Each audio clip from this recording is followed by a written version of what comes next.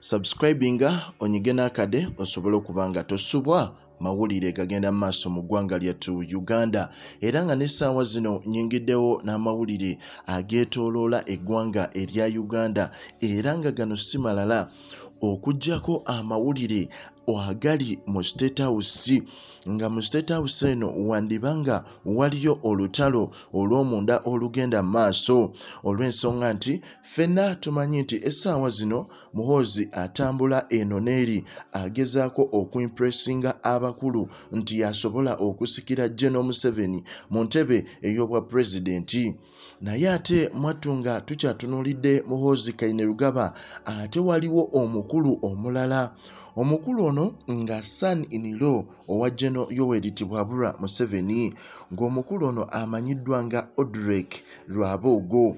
Rwabogo naye lwakuba nti media temwogerako nnyo naye ate musajja wa ttabbu nnyo olw'ensonga nti ebintu wano mu ggwanga erya Uganda ebisinga omukulu ono abiinamu omukono era mu mbeera eyo Odrek Rwabogo waliwo akabinja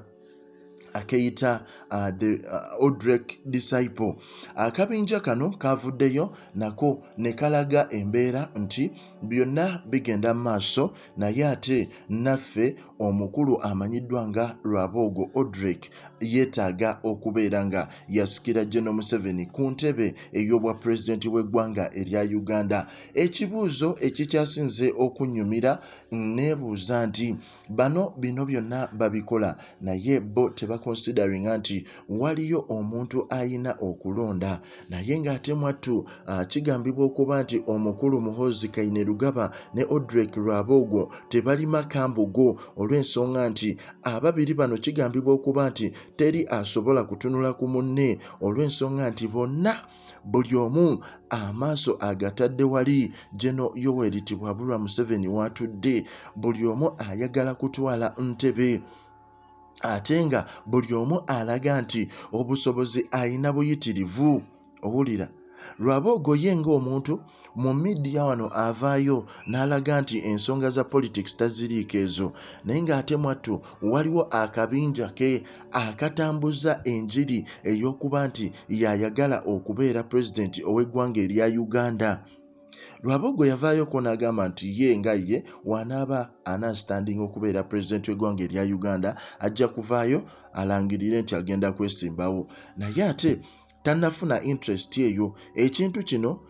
ate mwattu kyefuula olw'ensonga nti twagenda okulaba ng'ate akakabinja ke katandise omutambuza buli wamu nti yasaanidde okubeera ku ntebe ey'obwa pulezidenti w'eggwanga erya Uganda naye ng'ate mwattu ne Muhoozi Kainerugaba naye tatudde naye agezaako okukola byazze takolangako. Ali mu Rwanda, ali mu nsi ez'enjawulo agezaako okuteekawo ye nga ye enkolagana n'abo abakulembeze ate era agenda okujja ng'abakulu